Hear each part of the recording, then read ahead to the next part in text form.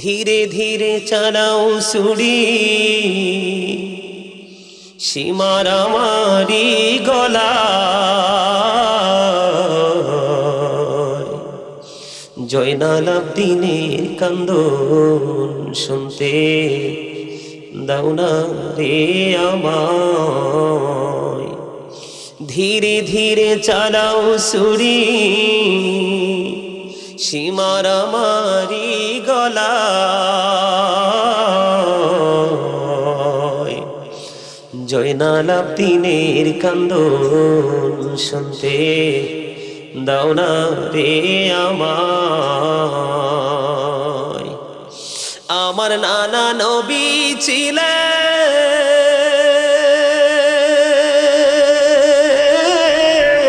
গুনাহগারের শাফি হলেন গো। আমার নানা নবী ছিলেন,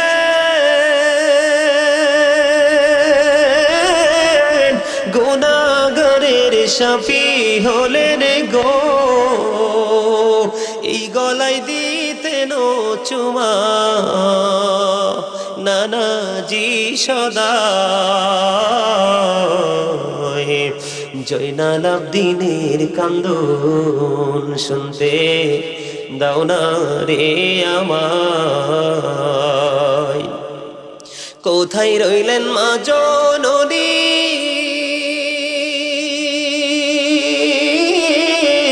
তোমার হোসেন ধরাশায়ী গো।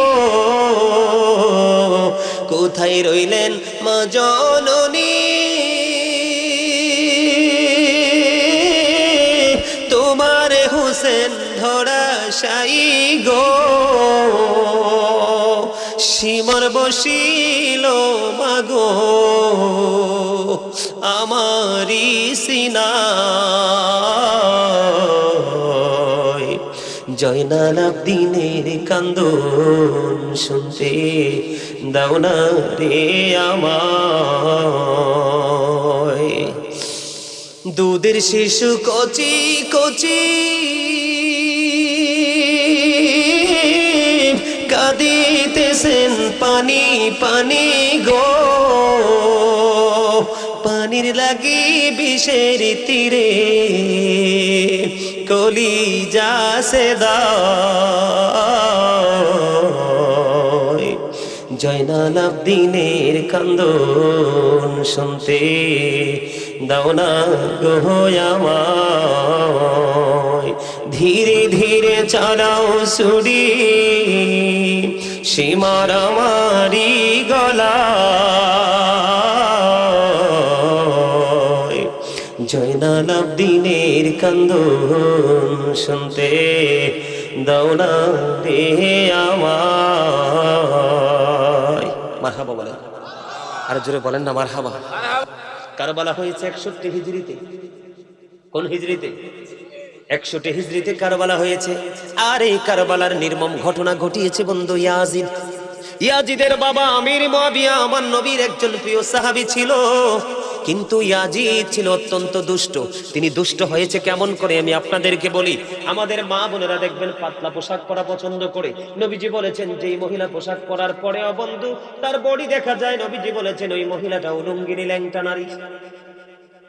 যেই পুরুষ পোশাক পরার পরেও, লুঙ্গি পরার পরেও, প্যান্ট পরার পরেও, ট্রাউজার পরার পরেও সামনের দিক দিয়ে তার গোপন অঙ্গ দেখা যায়, পিছনের দিক দিয়ে তার লজ্জাস্থান দেখা যায়, আমি বলবো সেটাও ল্যাংটা পুরুষ। কারণ আল্লাহ তো দিয়েছে পোশাক লজ্জাস্থান ঢাকার জন্য। আল্লাহ মানুষকে সুন্দর করে বানাইছে, এই মানুষকে যেন আরো সুন্দর লাগে আল্লাহ পোশাক দিয়েছে। এই পোশাক দেওয়ার পরেও যদি তুমি তোমার লজ্জাস্থান ঢাকতে না পারো, তাহলে তোমার চেয়ে হতভাগার কেউ হতে পারে না। আমি আপনাদেরকে বলি, এই জিন্স প্যান্ট আমাদের মধ্যে ঢুকাইছে বেঈমানেরা। আমাদের থেকে মেসওয়াকটা কেড়ে নিয়েছে, ব্রাশ দিয়েছে বেঈমানেরা। নারীরা পাতলা পোশাক পরা সেটাও দিয়েছে বন্ধু বেঈমানেরা। এই জন্য আল্লাহ রাব্বুল আলামিন কোরআনে বলেছে ইন্নাল কাফিরিনা কানু লাকুম আদুওয়াম মুবিনা। আল্লাহ রাব্বুল আলামিন বলেছেন the heretics are the eternal enemy of the believers. ঈমানদারদের প্রকাশ্য শত্রু হলো বেঈমান কাফেরেরা। ইয়াজিদের বাবা আমির মুয়াবিয়া নবীর প্রেমিক, তিনি একজন সাহাবী ছিলেন। বন্ধু, ওনার সন্তান হলো ইয়াজিদ। তিনি কিন্তু কোনো বেঈমান কাফের মুশরিক ছিলেন না, তিনিও কিন্তু মুসলমান ছিল। তিনি কিন্তু ওপেনলি কোনো মসজিদ ভাঙে নাই, ওপেনলি কোনো মাদ্রাসা ভাঙে নাই। বন্ধু, ওনার কাজ হলো মুখে একটা, অন্তরে আরেকটা। এটার নামই হলো ইয়াজিদ, এটার নামই হলো ইয়াজিদিয়াত। মুখে হলো ইসলামের প্রেমের কথা, অন্তর ইসলামকে ধ্বংস করার পায়ে তারা। এটার নাম হলো বন্ধু ইয়াজিদিয়াত। আপনাদেরকে বলি, ইয়াজিদের যে উপদেষ্টা ছিল তার নাম ছিল শারজুল বিন মানসুর রুমি, যিনি ছিলেন একজন ইহুদি। তিনি দিনের বেলা বানর নাচাতো, রাতের বেলা মদের আসর বসাতো, নারীদেরকে, নষ্ট নারীদেরকে নিয়ে নাচ গানের আয়োজন করত। জোরে জোরে বলেন না নাউজুবিল্লাহ, আর জোরে বলেন না নাউজুবিল্লাহ। বন্ধু, আমি আপনাদেরকে বলি, কারবালা হয়েছে 61 হিজরিতে, আর 63 হিজরিতে হাররার ঘটনা ঘটিয়েছে ইয়াজিদ বাহিনী। আপনারা জানেন কিনা জানি না, যে মসজিদে নববীর মধ্যে বন্ধু 1 রাকাত নামাজ পড়লে 50,000 রাকাতের সওয়াব পাওয়া যায়, ওই মসজিদে নববীর মধ্যে 3 দিন পর্যন্ত আযান দিতে দেয় নাই, আযান দিতে দেয়নি, নামাজ পড়তে দেয়নি। ঘোড়া বেঁধেছিল, ঘোড়া রাস্তা বল করেছিল, নোংরা করে দিয়েছিল। বন্ধু, আপনাদেরকে আরো বড় নোংরা জঘন্য খবর আমি দিতে চাই। বন্ধু, মদিনায় অতর্কিতভাবে 63 হিজরিতে 700-এরও বেশি সাহাবীকে হত্যা করা হয়েছে। 10,000-এরও বেশি সাধারণ মানুষকে হত্যা করা হয়েছে। বন্ধু, কিতাব প্রমাণ করেছে ইয়াজিদ বাহিনী হলো 100% ক্যারেক্টারলেস পিপল। বুঝেন নাই? চরিত্রহীন, এহীন, চরিত্রহীন। নবীকে মানলে হবে গুড ক্যারেক্টার সম্পূর্ণ পারসন, আর নবীকে না মানলে হবে ক্যারেক্টারলেস পারসন। ইয়াজিদ এবং তার দল কোরআন হাদিসের ভাষায় বন্ধু ক্যারেক্টারলেস পিপল হিসাবে আমরা সবাই জানি, চরিত্রহীন লম্পট। আমাদের দেশে অনেক মানুষ আছে ইয়াজিদের প্রশংসা করে, আছে না নাই? ইমাম হুসাইনের কথা কয় না? আরে যুবক, চান্দিনা উম্বরপুরের যুবক, আমি কিন্তু একটু পরে মাহফিলটা শেষ করে দিব, তোমরা তোমাদেরকে বলবো you are very 100% successful person. কেন জানোনি? তোমরা যদিও হেসেছো, যদিও তোমরা মজা করেছো, আমি বিশ্বাস করি তোমরা ওয়াজেও মজা পেয়েছো, কারণ মজা না পাইলে কেউ কখনোই কাছে থাকে না। আমি তোমাদেরকে আরেকটা মজা দিতে চাই। ইমাম হুসাইনকে বাদ দিয়ে তোমরা আলোচনা করো, ইমাম হুসাইনকে নিয়ে আলোচনা করো না। নবীজি বলেছেন আল হাসান ওয়াল হুসাইন সাইয়্যিদা শাবাবি আহলিল জান্নাহ। আমার নবীজি বলে দিয়েছেন Imam Hasan and Hussain are the leader of younger people in Jannah. আমার নবীজি বলেছে, রে আমার যুবক উম্মতেরা, তোমরা শুনে রাখো, তোমাদের জন্য জান্নাতে রিসিপশনে দাঁড়িয়ে থাকবে, তোমাদের লিডার হয়ে যাবে ইমাম হাসান হুসাইন, দুই ভাই। আরে জোরে কন্না সুবহানাল্লাহ। বন্ধুরে আমার, আমার দিকে তাকান। 1,000-এরও বেশি নারী অতর্কিতভাবে ধর্ষণের শিকার হয়েছিল। শুধু ধর্ষণের শিকার নয়, কিতাব খুলে বন্ধু নিজেরই দুটো চোখ খুলে খুলে দেখেছি, আর চোখের পানি চোখ দিয়ে বেয়ে বেয়ে পড়েছে বিরামহীন ভাবে। মানুষ এতটা চরিত্রহীন কেমন করে হয়, এতটা ক্যারেক্টারলেস কেমন করে হয়? বন্ধু, 61 হিজরিতে কারবালা হলো, 63 হিজরিতে 1,000-এরও বেশি মহিলা ইয়াজিদ বাহিনীর তাণ্ডবে অবৈধ সন্তান প্রসব করেছে। যেই জিনা, যেই সমকামিতা, যেই ব্যভিচার ছিল লূত আলাইহিস সালামের জামানায়। নাউজুবিল্লাহ বলেন না, আরো জোরে বলেন নাউজুবিল্লাহ। এখনো আমাদের দেশে বলৎকার আছে না নাই? জিনা আছে না নাই? লজ্জাস্থান দিয়ে বন্ধু, বন্ধু শারীরিক ফিজিক্যাল মেলামেশা আছে না নাই? এই বন্ধু, এগুলা বড় নোংরা জিনিস, অত্যন্ত খারাপ জিনিস। বন্ধুরে আমার, এগুলো কখনোই নবীর উম্মত হতে পারে না। এগুলো হলো ইয়াজিদের উত্তরসূরি। কথা বলেন না কেন? আরো জোরে বলেন। এখন আসেন আমার দিকে।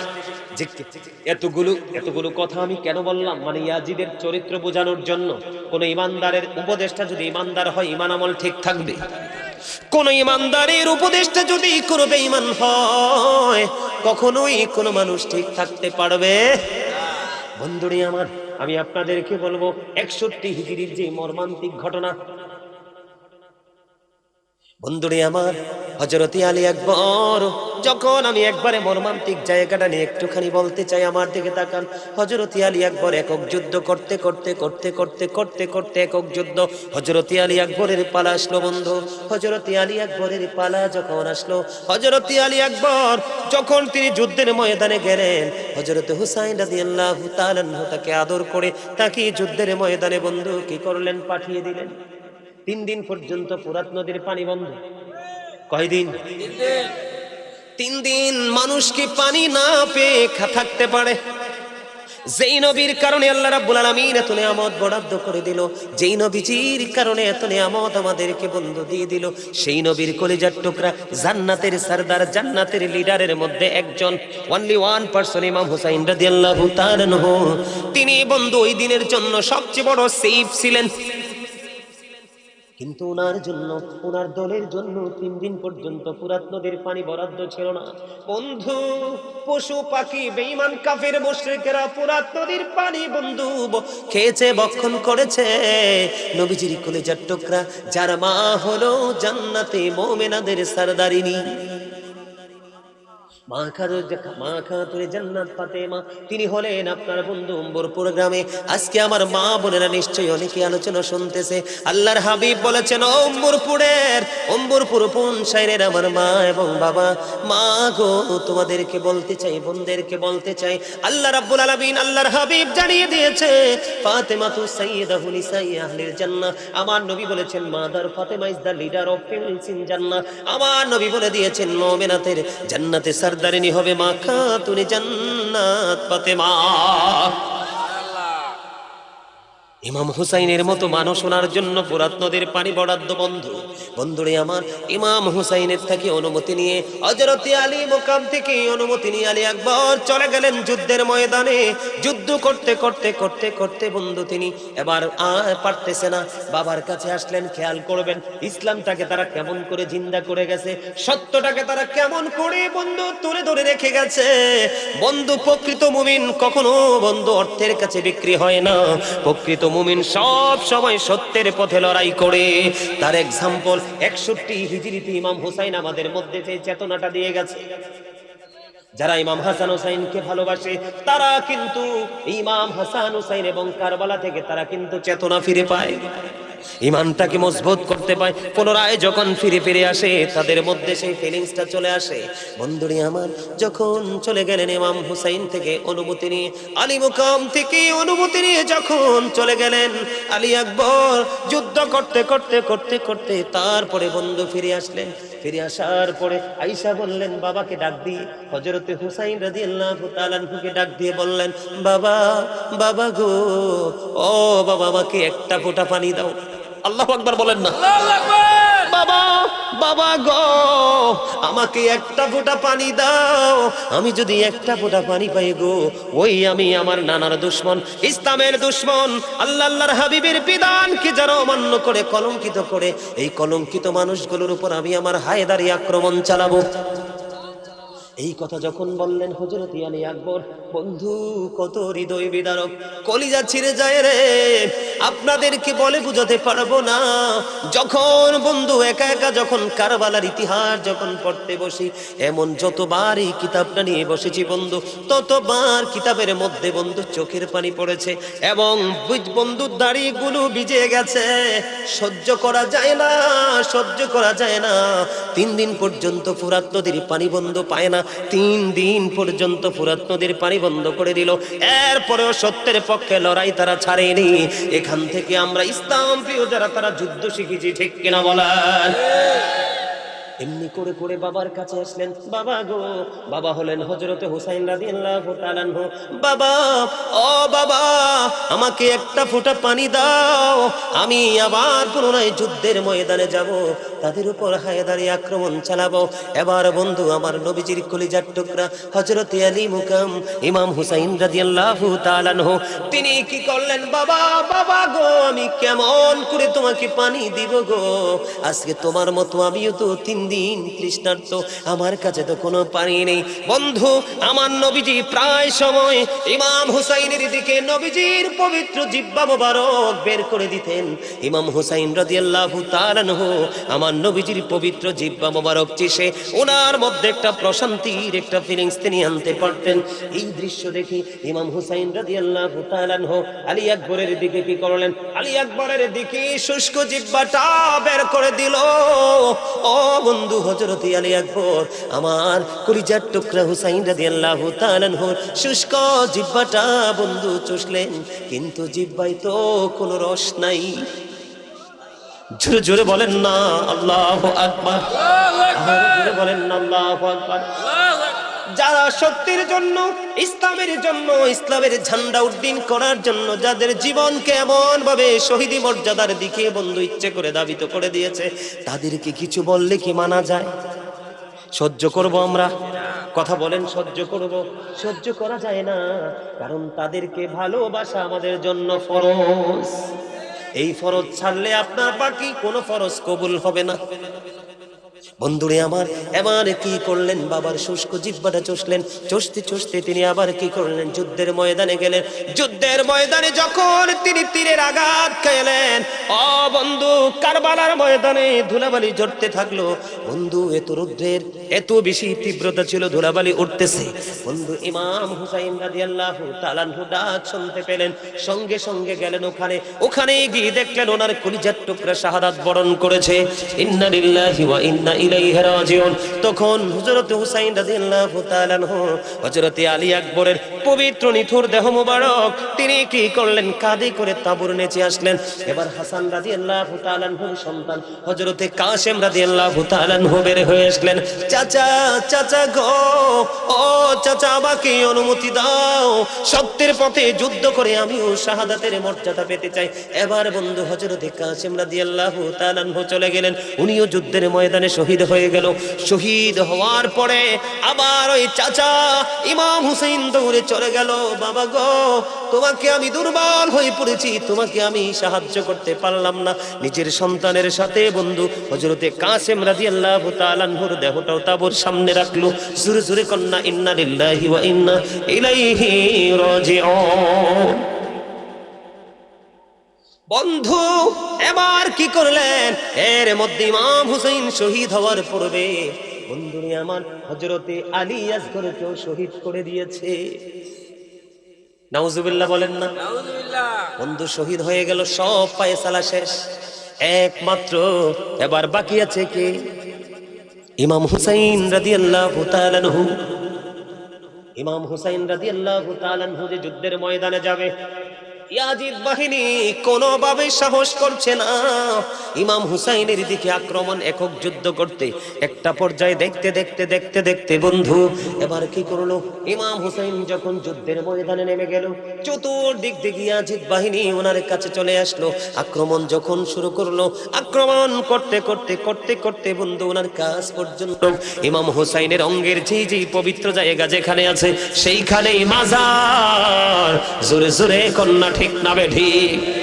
যারা আজকে ইয়াজিদের প্রশংসা করে তারাও কিন্তু তাদের আপন বাচ্চাদের নাম রাখে না ইয়াজিদ, রাখিনি। দেখেন বন্ধু, ওই খ্রিস্টান উঁচু জায়গার মধ্যে ইমাম হুসাইনের মাথাটা বন্ধ রেখে দিল। রেখে দেওয়ার পরে এবার তিনি দেখতে পাইলেন সাদা দবদবে নুরানি একটা পাখি যেন ইমাম হুসাইনের পবিত্র মাথার চারপাশে ঘুরে ঘুরে তাওয়াফ করছে। জোরে জোরে কন্যা সুবহানাল্লাহ। আমি আপনাদেরকে বলে দিতে চাই, এই যে ইমাম হুসাইন এবং ইয়াজিদের মধ্যে দ্বন্দ্ব হলো, ইয়াজিদ ছিল রং, ইমাম হুসাইন ছিল রাইট। ইমাম হুসাইন ছিল সত্যের পক্ষে, ন্যায়ের পক্ষে, আর ইয়াজিদ বাহিনী ছিল পুরোপুরি আল্লাহর হাবিবের বিপক্ষে। এই কারণেই বন্ধু যুদ্ধ হয়েছে, আর এই যুদ্ধ থেকে আমরা ইমানদাররা শিক্ষা নিয়েছি, ঠিক কিনা বলেন?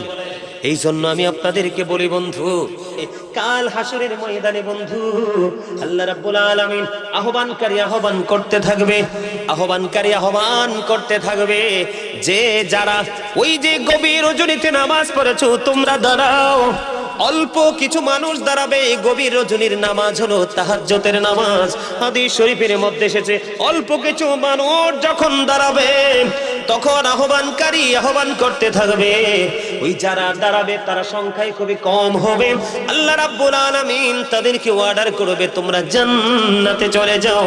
তবে মজার বিষয় হলো তাদের অর্ডার হবে বিনা হিসাবে, তারা জান্নাতি হয়ে যাবে। আল্লাহর হাবিব বলে দিয়েছেন তারা বিনা হিসাবে জান্নাতে চলে যাবে।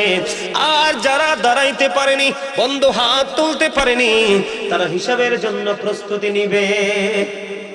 আমি আপনাদেরকে বলি হযরতে দাউদ আলাইহিস সালাম, হযরতে সুলাইমান আলাইহিস সালামের বাবা, আল্লাহর কাছে সবচেয়ে বেশি প্রিয় নামাজ, সবচেয়ে বেশি প্রিয় নামাজ হলো আল্লাহ রাব্বুল আলামিনের কাছে দাউদ আলাইহিস সালামের নামাজ। কারণ তিনি রাত্র 1/6 সময় তিনি ঘুমাতেন। জোরে জোরে বলুন আল্লাহু আকবার। বন্ধুরে আমার, এবার আমার দিকে তাকান। আমাদের রোগ হওয়ার আরেকটা কারণ হলো, এখানে দুইটা মেসেজ আপনারা পেয়ে যাবেন বন্ধু। এর মধ্যে একটা হলো খাবার। এখন বর্তমানে যে দেশটার নাম হলো ইরান, এটার একটা সময় নাম ছিল বন্ধু পারস্য। পারস্য থেকে একজন চিকিৎসক আসলেন আমাদের আরবে। পারস্য থেকে একজন চিকিৎসক আসলেন, 2 বছর পর্যন্ত আরবে দেশে কাটাইলেন। 2 বছর কাটানোর পরে তিনি আরবে কোনো অসুস্থ রোগী পাননি। অসুস্থ রোগী না পাওয়ার কারণে 2 বছর শেষে তিনি প্রাণের নবীর কাছে চলে গেলেন। ইয়া রাসূলুল্লাহ, ইয়া হাবিবাল্লাহ, নবী গো, আমি আপনার এই দেশে 2টা বছর কাটিয়েছি, একটা অসুস্থ মানুষও আমি খুঁজে পাইনি। আপনার এই দেশের মানুষ সুস্থ থাকার কারণ কি? এটার পিছনে জাদুটা কি, নেয়ামতটা কি? এই কথা বলতে দেরি এবার আমার নবীজি বললেন, আমার দেশের মানুষ সুস্থ থাকার কারণ হলো, আমার দেশের মানুষ সুস্থ থাকার কারণ হলো তার এই পেটটাকে 3 ভাগে ভাগ করে। সুবহানাল্লাহ বলেন না? কয় ভাগে ভাগ করে? 3টি ভাগে ভাগ করে। একটি ভাগ খাবার দিয়ে ফিল আপ করে, আরেকটা ভাগ পানি দিয়ে ফিল আপ করে, আরেকটা ভাগ 100% খালি রাখে। তার মানে হলো অতিরিক্ত পেটে খিদা না লাগা পর্যন্ত তারা খাবার খেতে বসে না। আবার খাবার খেতে বসার পরে পেটটা ভরে যাওয়ার আগেই তারা খাবারটা ছেড়ে দেয়। জোরে জোরে সুবহানাল্লাহ। রাসূল বলেছেন কাফের খায় 7 পেটে। কাফের খায় কয় পেটে? রাসূল বলেছেন কাফেররা খায় 7 পেটে, আর মুমিনরা খায় মাত্র 1 পেটে। সুবহানাল্লাহ বলেন না? তাহলে আপনাদেরকে কি করতে হবে? এখনই চা, এখনই কফি, এখনই গলা পর্যন্ত খাবার, এত খাবার খাওয়া যাবে না। বুঝিনি? আমার কথা বুঝতে পারছেননি আপনারা? পেটটাকে নিজে নিজে 3 ভাগ করবেন। কয় ভাগ? মাত্র একটা ভাগ আপনি খাবারে পুরাবেন, আরেকটা ভাগ আপনি পানি দিয়ে ফিল আপ করবেন। এই তোমরা আসো, বসো, এদিকে আসো, এদিকে, এই সামনে আসো। দেখতে তো মনে হয় হাফেজ সাহেব, এদিকে আসেন। এত দামি মানুষ আইছে, এইভাবে দাঁড়ায় থাকলে হয়? আসেন, আপনারা সামনে আসেন। এদিক দিয়ে আমার সামনে। মনু জলদি করে চললাইও, মোর দাঁড়ে এককালে দাঁড়ে চললাইও। তোমরা হাসতেও পারলা না? সুস্থ থাকার জন্য হাসিও প্রয়োজন। রাসূল বলেছে আমি না। সুবহানাল্লাহ বলেন না? আরে আরো জোরে, আরো জোরে। লবণ ছাড়া খাবার, খাবারে লবণ না দিলে মজা হয়? কথা কেন হয় না? খাবারে লবণ না দিলে যেমনি মজা হয় না, ঠিক তেমনি ভাবে বন্ধু, ঈমান যদি টেকসই না হয়, প্রেম যদি শক্ত না হয়, কখনো আপনার কাছে আমলও মজা লাগবে না। বুঝে নিতে হবে মূল কোথায়। আল্লাহর হাবিব আরো বলে দিয়েছেন, দুর্বল ঈমানদারের চাইতে শক্তিশালী ঈমানদাররা আল্লাহর কাছে বেশি পছন্দ। কি কথা বুঝেন না আমার? আপনাদের কাছে ভালো লাগে? এই ওয়াজটার কি দরকার না? আপনারা তো সবসময় কমন বিষয় আলোচনা শুনেন, আজকে একটু আনকমন বিষয় আলোচনা করার জন্য নিয়ে আসছি। কারণ যে আমারে দাওয়াত দিছে তার নামও সুলাইমান। তার সাহস কত যে ফোনটা দিয়ে ভাই কয়ে ডাক মারে, আবার মিঠা কয়ে ডাক মারে। আমি তার সাহস তো মন্দ না। কি করব, তারই সম্মান তারই ভালোবাসাকে আমি মূল্যায়ন করে আপনাদের কাছে এসেছি এবং আপনাদেরকে একটা নিয়ামত উপহার দিয়ে যেতে চাই। নিবেন তো? এটা আপনার আমার, এটা যদি আজকে যদি আপনি কাউন্ট করে রাখতে পারেন, এটা আপনার আমার দুনিয়া এবং আখিরাত দুটোকে নিয়ামতে পরিপূর্ণ করে দিবে। সুবহানাল্লাহ বলেন না? আল্লাহর কাছে কোন ইমানদার বেশি পছন্দের? যেটা শক্তিশালী। দুর্বল যেটা, এটা আল্লাহর কাছে কম পছন্দের। কারণ শক্তিশালী ইমানদার দিয়ে শক্তিধর কাজ হয়, পাওয়ারফুল কাজ হয়। এই জন্য আল্লাহর হাবিব বলেছেন, অনেক বেশি অল্প খাবার তোমরা খেও না, আবার অনেক বেশি খাবারও তোমরা খেও না। 3 ভাগে ভাগ করো পেটটাকে। কয় ভাগে? একটা ভাগ তুমি খাবার দিয়ে পোড়াও, আরেকটা ভাগ তুমি পানি দিয়ে পোড়াও, আরেকটা ভাগ তুমি খালি রাখো। এইভাবে যদি তুমি প্রতিনিয়ত চলতে পারো তাহলে তোমার জীবনে সুস্থতা বেশি থাকবে। আমি আপনাদেরকে একটা এক্সাম্পল দেই। যদিও বন্ধু ব্রিটিশ রানী দ্বিতীয় এলিজাবেথ তিনি একজন বেঈমান ছিলেন। আপনাদেরকে বলি, অনলাইনে আপনারা চার্জ দিয়ে দেখবেন আমার কথা যদি মিথ্যে হয়। ও বন্ধু, লন্ডন, ব্রিটেন, ইংল্যান্ডের যে প্রধানমন্ত্রী আরো বেশ কয়েক মাস আগে মারা গেছে, প্রায় মনে বছর খানিক হবে। ব্রিটিশ রানী দ্বিতীয় এলিজাবেথ যখন তিনি ইন্তেকাল করলো, ওনার দেশের যারা ডক্টর ছিলেন, অবজারভেশন যারা করেন, অ্যাস্ট্রোনমার যারা ছিলেন, তারা ওনাকে নিয়ে বন্ধু গবেষণা শুরু করলো। উনি তো ব্রিটিশ রানী ছিলেন। এ রানীর এত লম্বা সময়, এত লম্বা ক্যারিয়ারে রানী কিন্তু ডাক্তারের কাছে যেতে হয়নি, হসপিটালে ভর্তি হতে হয়নি। তখন তারা চুলচেরা বিশ্লেষণ শুরু করলো রানীকে নিয়ে। আপনারা দেখেন আমরা কতটা লজ্জিত, কতটা অপমানিত, কতটা বেহায়া মানুষ। আমরা মুসলমান, নবীকে আমরা নিজেকে মুসলমান দাবি করি, নিজেদেরকে ইমানদার দাবি করি। আসলে ইমানের ছাটাপোটা কতটুকু আছে আমি জানি না বন্ধু। আমরা মুসলমান হয়ে, নবীর উম্মত হয়ে সেটা আমরা পালন করতে পারি না, অথচ বেঈমান কাফেরেরা সেটা বন্ধ ফলো করছে। ব্রিটিশ রানীর জীবন বৃত্তান্ত যখন তারা ঘাটা শুরু করলো, ঘাটতে ঘাটতে ঘাটতে ঘাটতে খুঁজতে খুঁজতে পেয়ে গেল ব্রিটিশ রানীর জীবনে অতিরিক্ত কোনো কর্ম ছিল না। একটা কর্ম ছিল, যেটা আমি বলেছি আমার নবীর শিক্ষা। ওমা সুবহানাল্লাহ কর না কিলে। একটা শিক্ষা। রানী নাকি কি করতো জানেননি? খাবার নিয়ে যখন বসতো, পুষ্টিকর খাবার খাইতো।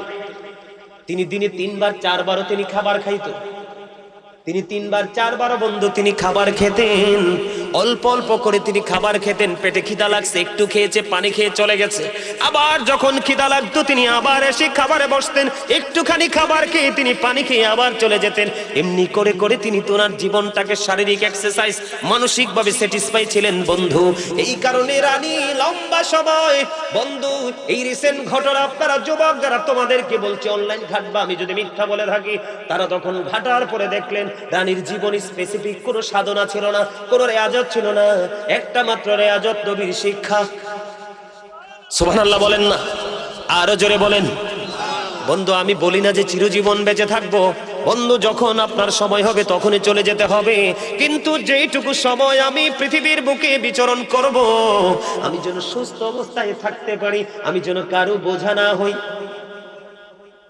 বন্ধুরে আমার, এবার আমার দিকে তাকান। পানির মধ্যে সবচেয়ে উত্তম পানি হলো জমজমের পানি। কিসের পানি? জমজমের। সব পানি বৈশা খাই, জমজমের পানি কিন্তু দাঁড়াই খাইতে হয়। আল্লাহর হাবিব তিনি জানিয়ে দিয়েছে, রে যুবক, এই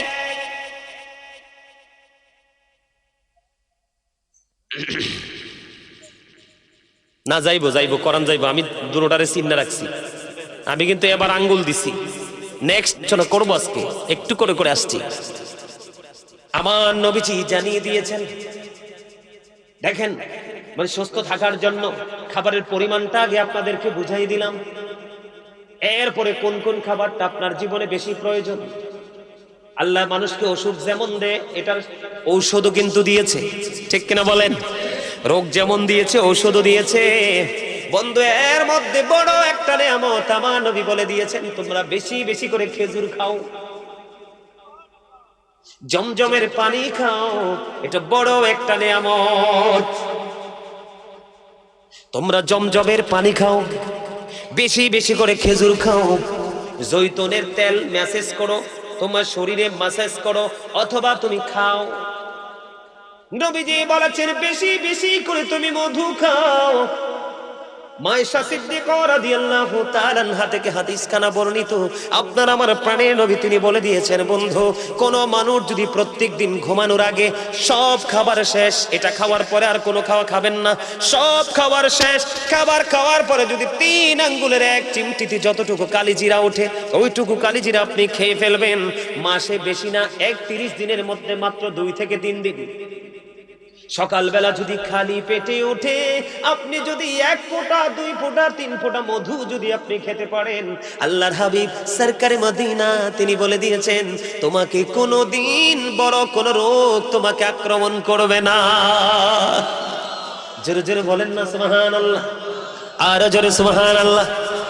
খেজুর বেশি বেশি করে খাবেন, জমজমের পানি বেশি বেশি করে খাবেন, জৈতুনের তেল খাবেন, বন্ধু মধু খাবেন, কালিজিরা খাবেন, আপনার জীবন সুস্থ হয়ে যাবে। তবে গোশত মিট খাওয়ার ক্ষেত্রে কিন্তু একটা কন্ডিশন নবীজি দিয়েছেন, তোমরা বেশি বেশি করে দুধ পান করো। কি করো? ছাগল হালাল ছাগলের দুধ পান করো, গরুর দুধ পান করো, উটনির দুধ পান করো, কিন্তু গোশতটা বেশি খেও না। নবীজি বলেছেন দুধের মধ্যে শারীরিক উপাদান এত বেশি রয়েছে, কারণ গবাদি পশু যখন মাঠে নেমে যায় কত ধরনের বন্ধু ঘাস তরুলতা তারা ভক্ষণ করে, হাদিস শরীফের মধ্যে এসেছে ওইগুলো থেকে দুধ উৎপাদিত হয়, গাভীর বাটি উটনির বাটি দুধ চলে আসে, ছাগলের বাটি দুধ চলে আসে। এই জন্য নবীজি বলেছেন তোমরা গোশত কম কম খাও, দুধ বেশি বেশি করে খাও। তবে দুধ যে খাবেন আবার আন্তাজি খাইলে হবে না। যাদের লিভারটা স্লো, উইক, পাওয়ারলেস লিভার, আপনার এই জায়গাটা কিন্তু আপনার বড় গুরুত্বপূর্ণ। মনু মুর্দারে মোর দিকে তাকাও, হাসবা বাইজ যাইয়া, এখন না। লিভার বুঝুনি, কোন শক্ত খাবার খাবা না, দাঁত দিয়ে চাল্লা এটাকে ফিনিশ করার জন্য এটাকে ভালো করে চিবিয়ে তুমি কি করবা, ভিতরের দিকে প্রবেশ করবা। লিভারের কাজ হলো আপনার খাবারটাকে বন্ধ, মেশিন যেইভাবে মরিচকে গুঁড়া করে ফেলে, হলুদকে গুঁড়া করে ফেলে, লিভারের কাজ হলো ওই খাবারটাকে বন্ধু একেবারে চিবিয়ে একবারে লিকুইড করে আপনার স্টমাক পর্যন্ত পৌঁছে দেয়। আপনি যখন হিসাবের বাইরে খাবার খাবেন লিভারের উপর প্রেসার পড়বে। আপনারা হসপিটালে গিয়ে দেখবেন, আমি যদি বলি বন্ধু আপনারা বিশ্বাস নাও করতে পারেন, আপনি এখন হসপিটালে গিয়ে দেখবেন ম্যাক্সিমাম মানুষের পেটি লিভার। কথা বলেন না কেন? আরো জোরে বলেন ঠিক না ঠিক? এখানে কারণ কয়েকটা।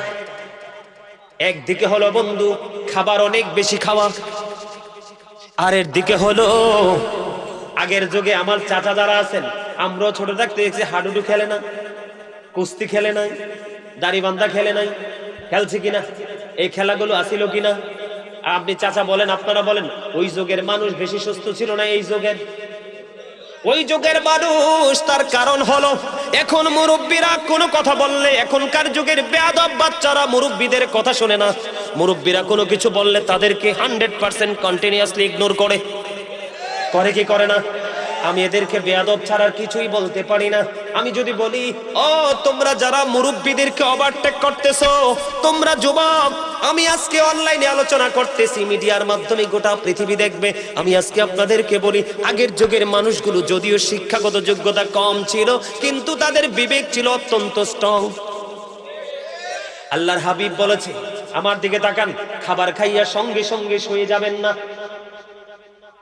খাবার খাইয়া সঙ্গে সঙ্গে শোয়া যাবে না, কমপক্ষে 40 কদম হাঁটবেন, যদি পারেন একটু খেলাধুলা করবেন। কি করবেন? যদি পারেন একটু খেলাধুলা করবেন, হাঁটাহাঁটি করবেন, একটু এক্সারসাইজ করবেন সুস্থতার জন্য। বন্ধু সুস্থতার জন্য হাঁটাহাঁটি, দৌড়াদৌড়ি, খেলাধুলার বিকল্প নেই। তবে খেলাধুলাতে জুয়া ঢুকানো যাবে না। এখনকার খেলায় তো জুয়া ঢুকে কি ঢুকে না? আরো জোরে ঢুকে কি ঢুকে না? বিপিএল খেলে কোন দেশে, আইপিএল খেলে কোন দেশে, বাংলাদেশে কোবাকুবি করে মারে, আছে না নাই? আর মরে কি নিয়ে? জুয়া খেলা নিয়ে। তুমি সুস্থ থাকতে হলে এই খেলা খেলতে হবে, ওইটা না। আল্লাহ বলেছেন ইন্নামাল খামরু ওয়াল মাইসিরু ওয়াল আনসাবু ওয়াল আজলামু রিজসুম মিন আমালিশ শাইতান। আল্লাহ বলেছেন মদ, জুয়া, মূর্তি, ভাগ্য গণনা, ঘৃণ্য বস্তু শয়তানের কাজ। কার কাজ? এখন শয়তান আপনার আমার বন্ধু না শত্রু? Satan is the eternal enemy of the believers. শয়তান ঈমানদারদের প্রকাশ্য শত্রু। তবে 100% মুমিন এবং মুমিনা যারা, তাদের জন্য নবীজি আল্লাহ মেসেজ দিয়েছে, ইন্না কাইদা শাইতানি কানা দাঈফা। আল্লাহ বলেছেন শয়তান ডিসিপশন ইজ ভেরি উইক। শয়তানের ধোঁকা মুমিনের জন্য একেবারে দুর্বল, হাজার চেষ্টা করেও মুমিনকে আটকাতে পারে না। নবীজি বলেছেন সুস্থ থাকার জন্য হাঁটাহাঁটির কোনো বিকল্প নেই। তুমি কুস্তি খেলো, শারীরিক এক্সারসাইজ হবে, 100 মিটারের দৌড় খেলা দাও, জাম দাও, লাভ দাও, ঠিক কিনা বলেন? এইরকম খেলাধুলা করেন, বেশি বেশি করে হাঁটেন। হযরত আবু হুরায়রা রাদিয়াল্লাহু তাআলা আনহু বলেছেন, আমি পৃথিবীতে আমার জীবদ্দশায় অনেক মানুষকে হাঁটতে দেখেছি, আমার নবীর মতো এত কুইকলি, এত দ্রুত হাঁটতে আমি কাউকেই দেখি না। নবীজি আপনাকে আমাকে ট্রেনিং করাচ্ছে। কি করছে? ট্রেনিং করাচ্ছে। খাবার খাওয়ার পরে শোয়া যাবে না, আন্তাজে খাবার খাওয়া যাবে না, বেশি বেশি করে গোশত খাওয়া যাবে না। অভ্যাস যদি করতে পারেন বেশি বেশি করে দুধ খাবেন, তবে পাতলা করে, ঘন না। কালো জিরা কিভাবে খাবেন মনে থাকবে তো? কথা বলে না। রাতে ঘুমানোর সময়, শোয়ার সময়, আর সকালবেলা খালি পেটে মধু। এখনকার বাজারে যে বন্ধু মধু বেচে, কৃত্রিম পদ্ধতিতে মধু তৈরি করে, এই মধু নয়, ওই মধুটা হতে হবে বাসা থেকে ভাঙা মধু। কারণ ওই মৌমাছি যখন, আপনারা গুনগুন শব্দ শোনেন কিনা? মৌমাছি যে যায় গুনগুন শব্দ, এটা মূলত গুনগুন শব্দ নয়, এটা হলো নবীর প্রেমের দুরূদ। নবীর দুরূদ পড়তে পড়তে মৌমাছি মধু আহরণ করে মৌচাকে জমা করে। এই কারণে ওই মধুর পাওয়ার এত বেশি। যদি মাসে 3 দিন, কমপক্ষে কয় দিন? 1 মাসের মধ্যে 3 দিন যদি তুমি সকালবেলা খালি পেটে 1-2 ফোঁটা মধু তুমি খাইতে পারো, আল্লাহর হাবিব বলেছে তোমার বড় ধরনের কোনো রোগ হবে না। তাহলে এই শিক্ষাটা আমাদের দরকার আছে না নাই? আপনারা কি বিরক্ত হন? আরো জোরে বলেন। যদি বিরক্ত হন থেমে যাব। দরকার আছে না? এটা আসেনি? এবার আমার দিকে তাকান বন্ধু, এদিকে তাকান।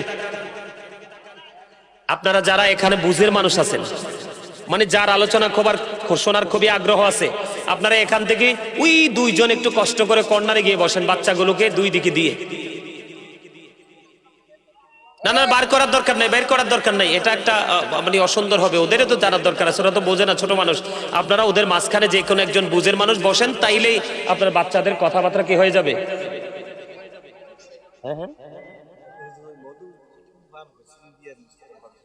কথা বললেন, আমার দিকে তাকান। এই যে ওরা দায়িত্ব নিচ্ছে, এদিকে তাকান। আমার আলোচনা না হয় শেষ করতে পারবো না তো। এই আমার দিকে তাকান, আমি কি বলতে চাই। বন্ধু, খাবারের ক্ষেত্রে এই আপনাকে প্রক্রিয়াটা অবলম্বন করতে হবে। সুস্থ থাকার জন্য আপনাকে আরেকটা কাজ করতে হবে। সেই কাজটা হলো, এদিকে তাকান, এই আমার দিকে তাকান। মানুষ অসুস্থ হয় কেন? এদিকে তাকান। চা খাওয়ার সময় পানিতে ফু দেন না, কথা কয় না। আবার গরম ভাত দিলে ফু দেন না। আবার খাবার খাওয়ার সময় প্লেটটা কাছে নিয়ে নাকের নিঃশ্বাস আসে কি আসে না? এই সমস্ত ফু, নাকের নিঃশ্বাস সুস্থ থাকতে হলে এর সাইডটা না ফার্স্ট এক লোকে বলছি, যে কি কথা মনে আসে আমি বুঝি না। চিকনটা বেশি কথা কয়। এই চিকন আলী, তোমার কি সমস্যা আমারে বলো। এই মিয়া, আপনি দাঁড়াইছেন কেন? এটা আমার পার্সোনাল ম্যাটার। আর কথা বললো না ভাই, প্লিজ কথা বললো না। আমি তো আলোচনা তোমাদের জন্য করছি, এগুলো তো আমি জানি। আমি তোমাদেরকে বলার দরকার আছে? আমি তো তোমাদেরকে বলার জন্য এখানে এসেছি, কারণ আল্লাহ রাব্বুল আলামিন আমাকে একটা দায়িত্ব দিয়েছে। কি দিয়েছে? আল্লাহ বলেছেন, ইয়া আইয়ুহাল্লাযীনা আমানু কু আনফুসাকুম ওয়া আহলিকুম নার। আল্লাহ বলেছেন, O believers, save yourself and your families from the fire. আল্লাহ বলেছে, ইমানদারকে তুমি জাহান্নাম থেকে বাঁচো এবং তোমার পরিবারকেও বাঁচো। এখন তোমাদের কি বাঁচার দরকার আছে না? এখানে তো 2 ধরনের মেসেজ, দুইটাই পজিটিভ, একটাও কিন্তু নেগেটিভ না। সত্যি ভালো লাগে আপনাদের কাছে? আপনারা যদি ভালো লাগে না বলেন, আমি এখনই ছেড়ে দিব। আমি মনে করি এটা এই প্রজন্মের মানুষের জন্য বেশি প্রয়োজন। এবার দিকে তাকান, আমার দিকে ফলো করেন। নাকের নিঃশ্বাস খাবারে পড়া যাবে না, ইচ্ছে করে ফু দেওয়া যাবে না। কারণ নিঃশ্বাসটা যখন আসে, এই আপনারা বাংলা ভাষা মোস বলেন, মোস। আমরা বলি কিতাবের ভাষায় গফ। কি আজকে আমি আপনাদেরকে বলি বন্ধু, আল্লাহর হাবিব বলেছে তোমরা দাড়িকে ছেড়ে দাও, এটাকে ফিনিশ করে দাও। আমরা এটাকে ফিনিশ করি, এটাকে দাঁড় করাই, ঠিক কিনা বলেন? আমরা অসুস্থ হব না তো কে হবে? আল্লাহর হাবিব বলেছেন আমার দিকে তাকান, লজ্জা নয়। আপনার শরীরের যে গোপন অঙ্গের যে পশমগুলো, আল্লাহর হাবিব বলেছে তোমরা সুস্থ থাকতে হলে এগুলো ক্লিয়ার করতে হবে, পরিষ্কার করে ফেলতে হবে। এর মধ্যে মানুষের অন্যতম হলো এই গোপ। এটা কখনোই বড় রাখা যাবে না। এটা তোমরা কেচি দিয়ে সুন্দর করে একেবারে ঠোঁটের সাথে মিশিয়ে রাখো। রাসূল বলেছেন কারণ এখান থেকে রোগ সৃষ্টি হয়। আর ফুয়ের কথা যে বললাম, নিঃশ্বাসের কথা বললাম, সকল রোগের, মানুষের সকল রোগের কেন্দ্রবিন্দু হলো স্টমাক, পাকস্থলী। কথা বুঝেননি আমার? সকল রোগের কেন্দ্রবিন্দু হলো পাকস্থলী, স্টমাক। আপনার যখন নিঃশ্বাস বের হয় ভিতর থেকে আসে, ফু যখন দেন ভিতর থেকে আসে। এই জন্য কোনোভাবেই ফু দিয়ে কোনো খাওয়া যাবে না, এটার মধ্যে বিমার আছে। আল্লাহর হাবিব বলেছেন এইগুলো থেকে তোমাকে কি থাকতে হবে? দূরে দূরে বন্ধ থাকতে হবে। বগলের নিচে পশম আসেনি, কথা বলে না, এগুলোকে বড় করা যাবে না, এগুলো ক্লিয়ার করতে হবে। এমনি করে করে বন্ধু এই কাজগুলো আমাদেরকে করতে হবে। হ্যাঁ মনু হেইয়া তো সারা জীবনে শুনছেন, এইয়া আগে কইজালি কি কন তে আমারে পাগল করতেছে। কারবালার ওয়াজ করতাম। আচ্ছা কারবালার ওয়াজটা এটা আমাদের জীবনে কি আমরা শুনতেছি না?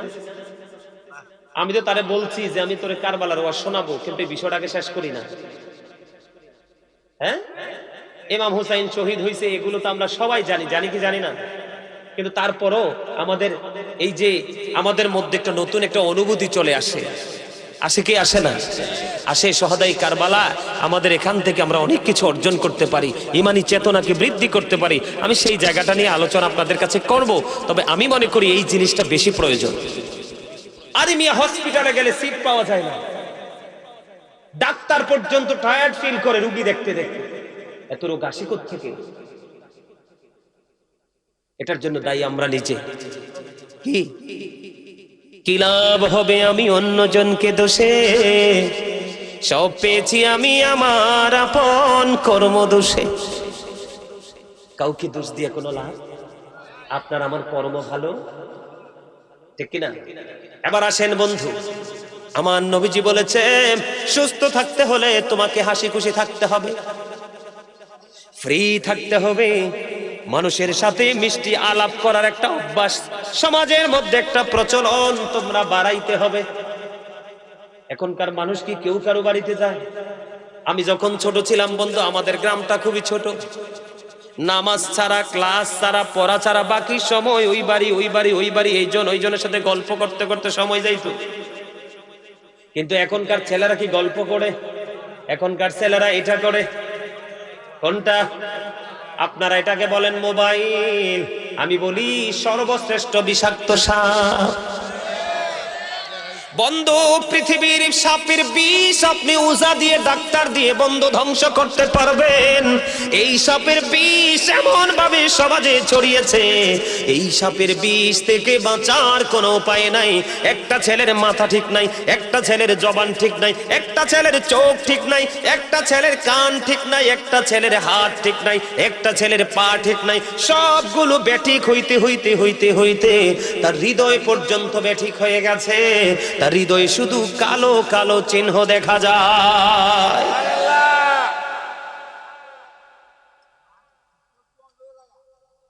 এই যে চাচা যে কথা বলছে, হাসি দিয়ে উড়াইবার মতো না, কিন্তু আপনারা দেখবেন এখনো আমি যদি চশমাটা সত্যিকার অর্থে বলি, আল্লাহি বন্ধু, আমি সত্যি করতে যদি বলি, আমি কিন্তু আগে ওয়াজে চশমা পড়তাম না। এখন আমি চশমা পরি, আমার কিছু ভক্ত আছে তারা মানতে নারাজ। হুজুর চশমাটা না দিলে সুন্দর দেখায় না, আরো বেশি সুন্দর লাগে।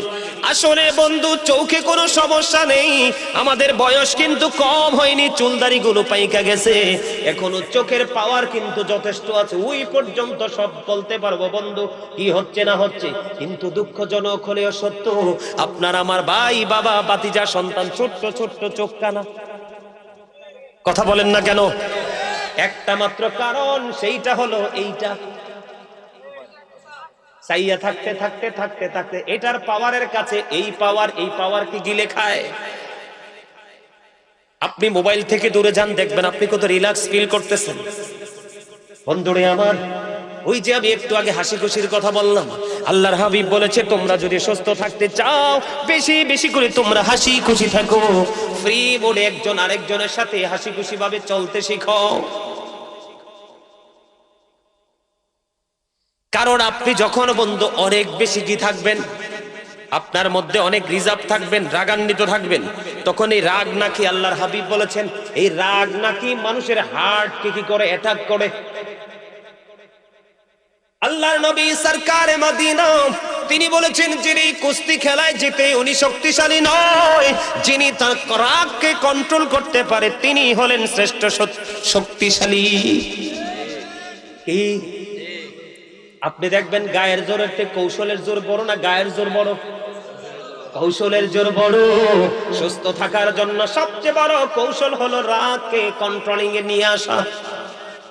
আল্লাহর হাবিব বলেছেন যদি তোমার অনেক বেশি রাগ হয় তুমি বসে যাও, তারপরেও যদি কন্ট্রোল করতে না পারো তুমি শুয়ে যাও। ফ্রি থাকতে চেষ্টা করো, ফ্রি যত বেশি থাকবা তুমি, হাসি খুশি যত বেশি থাকবা, তোমার সুস্থতার মান তত বেশি ভালো থাকবে, হার্টে কোনো প্রবলেম হবে না, প্রেসার আসবে না। আল্লাহর হাবিব তিনি জানিয়ে দিয়েছেন বন্ধু এইভাবে তোমরা জীবন যাপন করো। হিংসা থেকে, আত্মগরিমা থেকে, অহংকার থেকে, একদম রিজার্ভ মোড থেকে তোমরা বের হয়ে এসো, হাসি খুশি থাকো।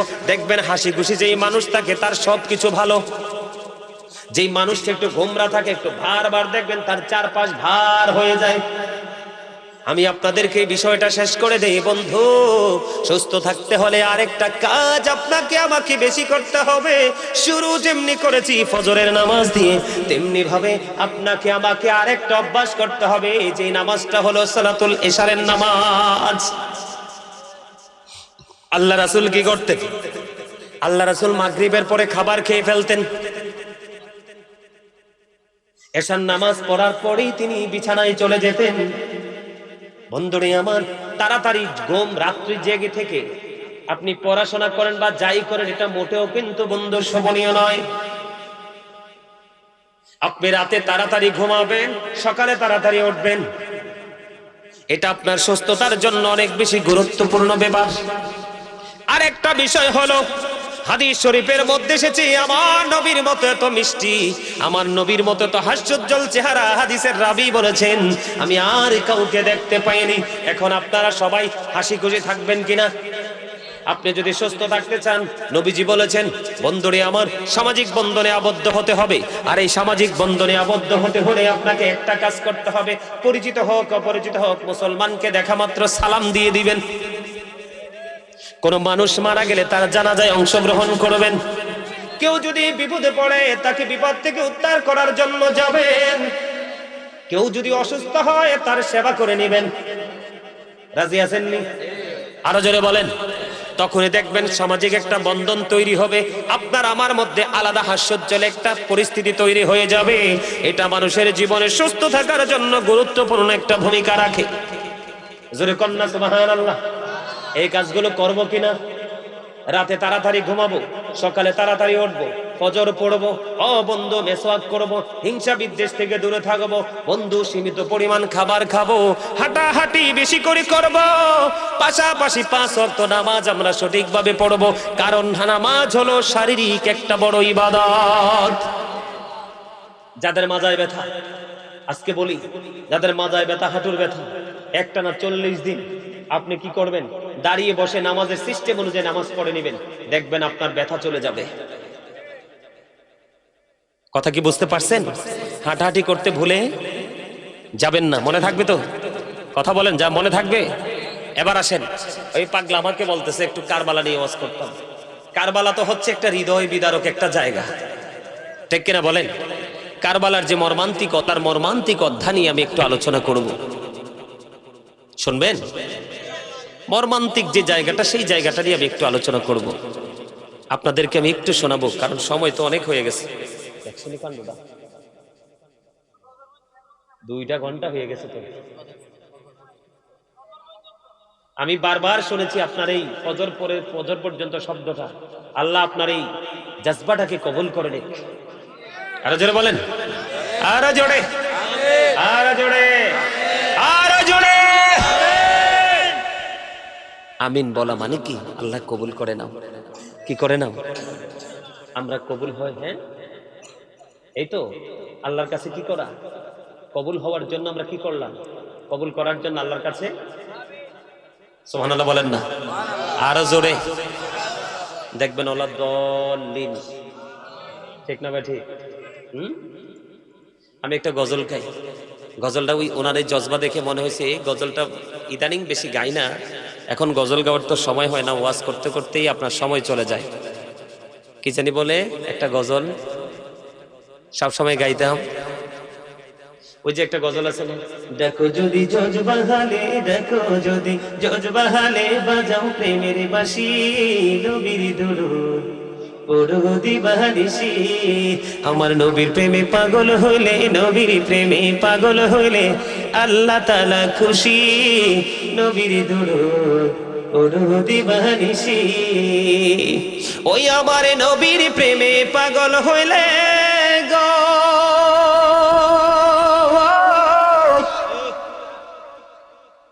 ওই আমার আল্লাহ তাআলার দিদার মিলে গো। দেখো যদি জজবাহালে, দেখো যদি জজবাহালে বাজাও প্রেমের বাঁশি, হায় রে বাজাও প্রেমের বাঁশি, নবীর দুরূদ পড়ো দিবানিশি। ওই আমার নবীর প্রেমে যে হয় মাতাল, তাহার সম্মানে রয় চিরকাল। প্রমাণ আছে হযরত বিল্লাল, প্রমাণ আছে হযরত বিল্লাল, বাইন্দা প্রেমের রশি, হায় রে বাইন্দা প্রেমের রশি, নবীর দুরূদ পড়ো দিবানিশি। ওই হযরতে ওয়াজ করুনি প্রেমিক ছিল গো, ওই আমার নবীর প্রেমে দাঁত ভাঙিল গো। জুব্বায়ও উপহার পাইল, জুব্বায়ও উপহার পাইল, হইয়া প্রেমে উদাসী, নবীর দুরূদ পড়ো দিবানিশি। মারহাবা কন্যা, আরে আরে জোরে মারহাবা। এতক্ষণে মনে হয় যে আমি ওয়াজ শুরু করছি, মানে জজবাটা এমনই লাগতেছে। মারহাবা বলেন, মারহাবা। আল্লাহ আমাদের সবাইকে এতক্ষণ যে আলোচনা করেছি, যে কন্ডিশন গুলো আল্লাহর হাবিব আমাদেরকে দিয়েছেন, সবগুলো কন্ডিশন মেনে আগামী কাল থেকে যেন আমরা নতুন জীবন শুরু করতে পারি, আল্লাহ যেন আমাদের সবাইকে কবুল করে নেয়। সকলে বলুন আমিন, আর যেন বলুন না আমিন। এখন মজা লাগতেছে না? এখন মনে হয়েছে যে আমার কাছে এক টুকরো চট্টগ্রাম, আমার কাছে মনে হয়েছে যে চান্দি নম্বরপুর পৌঁছায়, আমার কাছে মনে হয় যে এক টুকরো কি চট্টগ্রামে রাত যত গভীর হয়, আমি সবচেয়ে বেশি প্রোগ্রাম করি চট্টগ্রামে, চট্টগ্রামের রাত যত গভীর হয় প্রেম তত বাড়ে।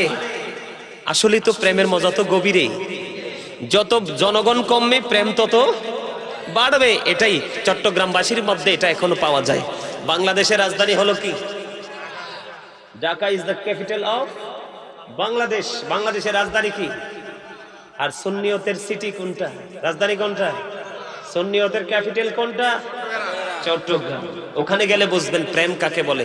এমিয়া গজলে টান দিলে কেউর পকেটে হাদিয়ার স্থির থাকে না, কেউর পকেটে হাদিয়ার কি থাকে না, স্থির থাকে না। ঢাকাও এমনটি হয়। আমি নারায়ণগঞ্জ হরিপুরে এই জানুয়ারি 24 তারিখে ওই মাহফিলটাতে যাব। প্রথম বছর যখন গেছি, মাহফিলের হাদিয়া ঠিক যত টাকা দিছে মাহফিলের হাদিয়া, পরে পকেট চাইয়া দেই গজলের হাদিয়া সেম টু সেম। মারহাবা বলেন। আসলে আমি হাদিয়া বলেন, এটাকে বলি প্রেম। এখন তো আর ওই রকম গজল গাওয়া যায় না, কারণ বিভিন্ন বিষয়ের উপর আলোচনা করি। মানুষ এত এলোমেলো জীবন যাপন করছে, এগুলো দেখলে আফসোস লাগে। আমি আপনাদেরকে বলি, হেদায়াত কিন্তু ভালোবাসা থেকে আসে। প্রেম না থাকলে আপনি কখনোই হেদায়াত পাবেন না। আমি আপনাদেরকে বলি, আপনারা তো নিশ্চয়ই কুমিল্লা যান না? একটা গজল গাইতা, ঠিক আছে ভাই। আমি দেখছি তোমার শুরুতে জজবা ছিল একটা নিবিড় শান্ত জজবা। আমি যখন জিকির ধরছি তখন দেখছি যে তার মানে ভাবটা পুরো একটা মানে অন্যরকম একটা ভাব আমি তার মধ্যে দেখতে পাইছি। আমি গাইবো, আমি একজন রাইটার, আমার সিনাই গজলের অভাব নাই, একবারে 100% ফিল আপ আছে, আপনারা চাইলে শোনাবো, অসুবিধা নাই। আমি একদিন মানে এই যুগের ছেলেদেরকে নিয়ে কথা বলতে বলতে লাইব্রেরিতে আমি কিছু বই নিতে আসছিলাম। তো আসার পরে এক কান্দিরপাড় নিউ মার্কেটে এখন অনেকগুলো লাইব্রেরি হয়েছে, আপনারা যারা গিয়েছেন তারা দেখেছেন। তা আমি একদিন ওই যে এই যে জিন্স প্যান্ট পরে আছে, ওই জিন্স প্যান্টটার অপকারিতাটা কি, ক্ষতিটা কি, এই বিষয়টা নিয়ে আলোচনা করতেছিলাম। ছেলেটা মনে হয় ছেলেটা 8-এ না জানি 9-এ পড়ে, আমি জানি না। ছেলেটা বলল, হুজুর আমার তো অনেকগুলো জিন্স প্যান্ট, আম্মুর সাথে ঝগড়া করে আমি জিন্স প্যান্ট কিনি, আমার পছন্দ, কিন্তু আজকে দাঁড়িয়ে দাঁড়িয়ে দূর থেকে আমি শুনলাম আপনার বক্তব্যটা, কোরআন এবং হাদিস দুটোর মধ্যে জিন্স প্যান্টকে অবৈধ বলে ঘোষিত হয়েছে। কি হয়েছে? জিন্স প্যান্টটা এটা অবৈধভাবে ঘোষিত হয়েছে। ওই ছেলেটা এসে আমাকে বলল, হুজুর এতদিন যে আমি পড়েছি, আজকে থেকে আমি আর কোনোদিন এই প্যান্টটা পরবো না, আমি এটাকে আগুন দিয়ে জ্বালিয়ে দিব। যেটা আমাদের ইসলাম ধর্মের যে পোশাক, সেটাকে অ্যাটাক করে যে পোশাক, সেই পোশাককে আমি কি করব না, আর গ্রহণ, আমি আজকে গিয়ে সেটাকে পুড়িয়ে ফেলবো। আমি এতদিন যে পড়েছি সেই অপরাধটা মাফ হবে কিনা? আমি বলছি অবশ্যই মাফ হবে। কেন মাফ হবে? আল্লাহ বলেছেন, আল্লাযীনা আমানু, যারা ঈমান এনেছে, ওয়া কানু ইয়াত্তাকুন, এবং তাকওয়া অবলম্বন করেছে, লাহুমুল বুশরা, তাদের জন্য সুসংবাদ, ফিল হায়াতিদ দুনিয়া, দুনিয়ার জীবনে, ও ফিল আখিরা, এবং পরকালের জীবনে। জোরে জোরে বলেন না সুবহানাল্লাহ। মানে আপনি ইমানদার হওয়ার পরে যদি মালিককে ভয় করতে পারেন, আল্লাহ বলেছে লাহুমুল বুশরা ফিল হায়াতিদ দুনিয়া ও ফিল আখিরা, তোমাদের জন্য সুসংবাদ, তাদের জন্য সুসংবাদ যারা ইমানদার হওয়ার পর অন্তরে ভয় কি করতে পেরেছে, জাগ্রত করতে পেরেছে। দুনিয়াও নিয়ামত, পরকালও নিয়ামত। জিন্স প্যান্টটা নিয়ে কেন বললাম? এটা কারবালার সাথে যুক্ত। ওমা নাউজুবিল্লাহ কয় না, আরো জোরে নাউজুবিল্লাহ। কারবালার যে নেগেটিভ সাইড, মিয়া ভাই,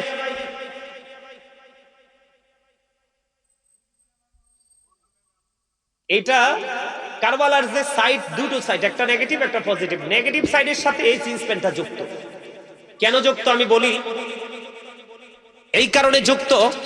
এইদিকে দেখেন, এই যে আমার পায়জামার উপরটা কিন্তু এখানে নাভির অনেক উপরে, 4 থেকে 5 আঙ্গুল উপরে, আর নিচে দিয়ে তো টাকনুর অনেক উপরে। কেন বলতেছি, তোমরা এই বিষয়টা সিরিয়াসলি নিবে ভাইয়ের আমার। তো এই পোশাকটার পাশাপাশি আরেকটা ওয়াজ করতে হবে। আমার একটা স্বাস্থ্য ভাই এসে বইছিতে একবার টকটকে লাল পাঞ্জাবি পরে আসছে। এই পাঞ্জাবিটা পুরুষের জন্য টকটকে লাল পোশাকটা কতটা ক্ষতির কারণ, এটাও একটু বলবো। এটার সাথে নিবেন আপনারা, বিশেষ করে যুবকরা তোমরা নিবা। এই শিক্ষাটার দরকার আছে না নাই? আছে না নাই? তোমরা তো সিল মেরে ফেলছি, মাস্কটা খুলে ফেলো।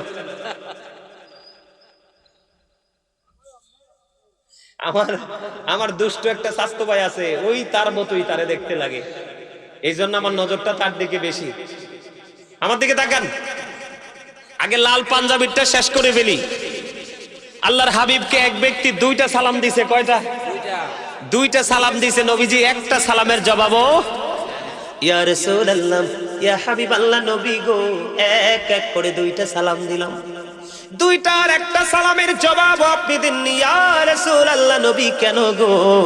আমার নবীজি জানিয়ে দিয়েছেন, বন্ধু ইমানদার পুরুষ যারা আছো, যুবক তোমাদেরকে বলি, তোমরা কত ভুল করছো, না বুঝে বুঝে, না জেনে জেনে, না শুনে শুনে, তোমরা এই ভুল থেকে বের হয়ে আসতে হবে, না হয় কবর বড় ভয়ঙ্কর হবে রে যুবক।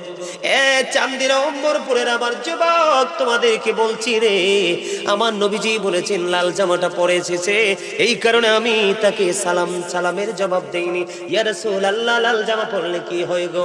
আমার নবীজি বলে দিলেন লাল জামা পরলে কি হয়। তোমরা যদি জানতে রে, কোনো দিন তোমরা পুরুষ হয়ে, ইমানদার পুরুষ হয়ে তোমরা লাল জামাটা পরতে না। লাল জামাটা পরলে কি হয় নবী, নবী গো, এই নবীজি বললেন একেবারে টকটকে লাল জামা ইমানদার পুরুষের জন্য মাকরুহ তাহরিমি, এটা হারামের অন্তর্ভুক্ত। এই জন্য নবীজি বলেছে তোমরা কখনো স্বর্ণের আংটি পরিও না, গলায় কখনো স্বর্ণের চেইন দিও না, তোমরা কখনো তোমরা রেশমি পোশাক, রেশমি কাপড় দিয়ে পোশাক তোমরা পরো না, কখনোই টকটকে লাল জামা পরিও না। এখন দেখি বিদেশ থেকে আসলে মোটা একটা চেইন ঝুলায় গলায়, হাইজেকার ধরে নিয়ে যায়, কয় আয়রে আল্লাহ কি করলো, তুমি কেন গলায় ঝুলাইলা, দোষ তো তোমার। কারণ তুমি কি জানো না এই দেশটা হলো বড় একটা চোরের দেশ। কথা বলেন না কেন? কোন দিক দিয়ে কোন দরজা দিয়ে এসে আপনার ইমান চুরি করে নিয়ে যায়, কোন দরজা দিয়ে আসে কোন হায়না আপনার আমল চুরি করে নিয়ে যায়, কোন দরজা বন্ধ কেটে ওয়াল কেটে আপনার এই পৃথিবীর সম্পদ কেড়ে নিয়ে যায়। এমনি করে করে অনেক চোরের উপদ্রব আমাদের বাংলাদেশে বেড়েছে। এটা দিন দিন বন্ধু বাড়তেই থাকবে। এটা থেকে বাঁচতে হলে তোমাকে আমাকে অল টাইম অ্যালার্ট থাকতে হবে। আমি যেটা বলতে চাই তোমরা মন দিয়ে শোনো, আমি তোমাদেরকে বাঁচানোর জন্য এসেছি। আল্লাহর হাবিব বলেছেন নারীর জন্য যেমনি পোশাক পরশ, পর্দা পরশ, পুরুষের জন্য তেমনি পর্দাটা পরশ। নারীর পর্দা মাথা থেকে পা পর্যন্ত ঢেকে রাখতে হবে। বিশেষ কারণে হাতের তালুটা দেখাতে পড়বে, বিশেষ কারণে সে মুখমণ্ডল দেখাতে পড়বে। যেমন হজে যাবে তার স্কিনটা লাগবে, কথা বলে না কেন, পেজটা লাগবে কিনা, পাসপোর্টে ছবি দিতে হবে, এই জন্য সে মুখটা দেখাতে পারবে। বন্ধু এই জায়গা হাতের তালু ছাড়া পুরোটা রেখে রাখতে হবে। আর বন্ধু উম্মরপুরের আমার যুবক, বিশেষ করে তোমাদেরকে আমি আমার স্টুডেন্টদের সাথে তুলনা করলাম, আমার স্টুডেন্ট তুললো আমার যুবক ভাইয়েরা, তোমরা সবাই শোনো গো, গোটা পৃথিবীর বুকে আমার যে ইমানদার মুমিন মুসলমান যুবক যুবক পুটপুটে সুন্দর নুরানি চেহারার আমার ভাইয়েরা রে, তোমরা সবাই আমার কথাটা শোনো। নবীজি বলে দিয়েছে হাদিস শরীফের মধ্যে এসেছে, বুখারীতে এসেছে হাদিসটা, যেই ব্যক্তি ইচ্ছে করে টাকনুর নিচে ঝুলিয়ে ঝুলিয়ে পোশাকটা পরে, লুঙ্গি হোক, পেন হোক, পায়জামা হোক, ট্রাউজার হোক, যেটাই হোক, নবীজি বলেছে যদি এটা টাকনুর নিচে চলে যায় রে, তোমার ঠিকানা হয়ে যাবে জাহান্নাম। তুমি সারাটা জীবন তুমি নামাজ পড়তে পারবা। আমি এক্সাম্পল দিই, তুই টেনশন করো না। আমি কারবালার ওয়াজ করে আজকে যাব, কারণ এখানে আমি হাদিয়ার জন্য আসিনি। যেই হাদিয়াতে আমারে দিবে বলছে বন্ধু, মানুষ ভয়েও আমাকে হাদিয়া দিতে বলে না, শুধুমাত্র প্রেমের কারণে এসেছি। ভালোবাসা কখনো কোনো কিছু দিয়ে তুলনা করা যায় না। কথা বলেন না কেন? বন্ধু আমার নবী মসজিদে অবস্থান করতেছে, হঠাৎ করে তিনি দেখতে পাইলেন একটা মানুষ এসে নামাজের নিয়ত বেঁধে ফেললো। গভীর মনোযোগ দিয়ে শোনো বন্ধু তোমরা, আমার নবীজি দেখলেন সে নামাজের নিয়ত করে ফেলেছে। তারপরে নবীজি বললেন তুমি ওযু করে আসো। তিনি ওযু করে আসলেন, এসে আবার তিনি নামাজে দাঁড়ালেন। নবীজি বললেন তুমি ওযু করে আসো। আবার তিনি ওযু করতে গেলেন, ওযু শেষ করে এসে তিনি আবার নামাজে দাঁড়ালেন। তৃতীয়বার আবার নবী বললেন তুমি ওযু করে এসো। এই কথা বলার পরে বন্ধু থার্ড পারসন তৃতীয় জন প্রশ্ন করলো, ইয়া রাসূলুল্লাহ, ইয়া হাবিবাল্লাহ, নবী গো, বারবার কেন তাকে বলছেন গো নবী, বারবার কেন বলছেন তাকে ওযু করে আসতে গো? আমার নবীজি বললেন সেটার কারণ হলো, সেই বারবার আমার বলার কারণ হলো তার পোশাকটা যে শরীয়তের সীমা দেওয়া হয়েছে। আল্লাহ রাব্বুল আলামিন 3 শ্রেণীর পোশাক দিয়েছে। কয় শ্রেণী? একটা হলো প্রতিদিন লজ্জাস্থান ঢাকার পোশাক, আরেকটা হলো সাজের পোশাক, আরেকটা হলো আল্লাহ রাব্বুল আলামিন কোরআনে বলেছেন লিবাসুত তাকওয়া যালিকা খায়র। আল্লাহ রাব্বুল আলামিনের কাছে সবচেয়ে বেশি দামি পোশাক হলো তাকওয়ার পোশাক। আবার নবীজি বললেন সেই যে পোশাক পরে আসছে শরীয়তের সীমা লঙ্ঘন করেছে, কিয়ামত পর্যন্ত নামাজ পড়তে পারবে, নামাজটা তার কবুল হবে না। তার কারণ হলো তার পোশাকটা টাকটোর নিচে চলে গেছে। নাউজুবিল্লাহ, নাউজুবিল্লাহ। এত ভয়ঙ্কর খবর শুনলে কেউ সুবহানাল্লাহ কয়? জোরে বলেন না নাউজুবিল্লাহ, নাউজুবিল্লাহ। এই দিক দিয়ে হলো নাভির উপরে অথবা নাভি বরাবর নিচের দিক দিয়ে রাখতে হবে টাকনুর উপরে। এই আমলটা আপনাকে আমাকে করতে হবে, অন্যথায় নামাজ দিয়ে কোনো লাভ হবে না। দেখেন আমাদের সমাজে নামাজি আছে, সুদও আছে, নামাজি আছে, ঘুষও আছে, নামাজি আছে, চুরিও আছে, নামাজি আছে, মানুষের হক নষ্ট করনেওয়ালা মানুষও আছে। আছে না নাই? এই জন্য বলেছি বন্ধু, আমি এই যে পোশাকটা, এটা সাংঘর্ষিক, আমি অন্যদিকে আর যাচ্ছি না। এই পোশাকটা নিয়ে আমি আপনাদেরকে বলছি, এই টাকনুর নিচে পোশাক পরা বন্ধ করবেন তো, নাবির নিচে পোশাক পরা বন্ধ করবেন তো। পোশাক দিয়েছে আল্লাহ লজ্জাস্থান রাখার জন্য। পোশাক পরার পরেও যদি লজ্জাস্থান দেখা যায়, তাহলে এর চেয়ে বড় হতভাগা আর কেউ হতে পারে না। আমি নিজেও দেখেছি অনেক জিন্স প্যান্ট পরনেওয়ালা নামাজ পড়ার সময় রুকুতে গিয়েছে, পিছনের দিক দিয়ে তার একবারে গোপন অঙ্গ দেখা গিয়েছে। হায়রে লজ্জা! যার লজ্জা নাই তার ইমানও কিন্তু নাই। বলে হুজুর এখানে কেন বললেন কারবালার সাথে